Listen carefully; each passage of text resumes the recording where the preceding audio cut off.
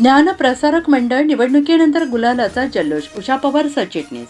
दीर्घकाळ न्यायालयात सुरू असलेल्या संघर्षानंतर अखेर ज्ञानप्रसारक मंडळाच्या निवडणुकीचा निकाल जाहीर झाला असून डॉक्टर प्रताप पवार यांच्या नेतृत्वाखाली नागेश्वर पॅनलने संस्थेवर आपली मजबूत पकड सिद्ध केली आहे. संचालक मंडळाच्या 9 पैकी 7 जागांवर विजय मिळवत पॅनलने एका हाती वर्चस्व प्रस्थापित केलं आहे.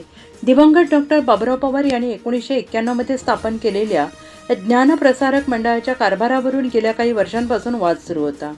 हा वाद उच्च न्यायालय आणि सर्वोच्च न्यायालयापर्यंत पोहोचल्यानंतर निवडणुकीचा मार्ग मोकळा झाला. न्यायालयीन प्रक्रियेनंतर झालेल्या या निवडणुकीकडे शिक्षण क्षेत्रासह अनेकांचे लक्ष लागून राहिले होते. या निकालात नागेश्वर पॅनलला स्पष्ट बहुमत मिळालेलं आहे. तसेच संस्थेचे संस्थापक दिवंगत डॉक्टर बाबुराव पवार यांच्या पत्नी उषा पवार यांची सरचिटणीस म्हणून निवड झाली आहे. या निकालामुळे संस्थेच्या भविष्यातील वाटचालीबाबत नवीन अपेक्षा निर्माण झाल्या आहेत.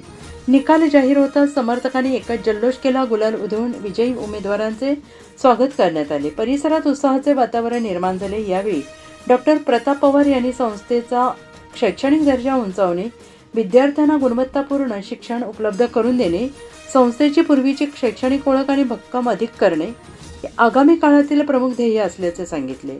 ज्ञानप्रसारक मंडळाच्या निवडणुकीने संस्थेच्या कारभारात नव्या पर्वाची सुरुवात झाल्याची चर्चा शिक्षण क्षेत्रात सुरू झाली आहे.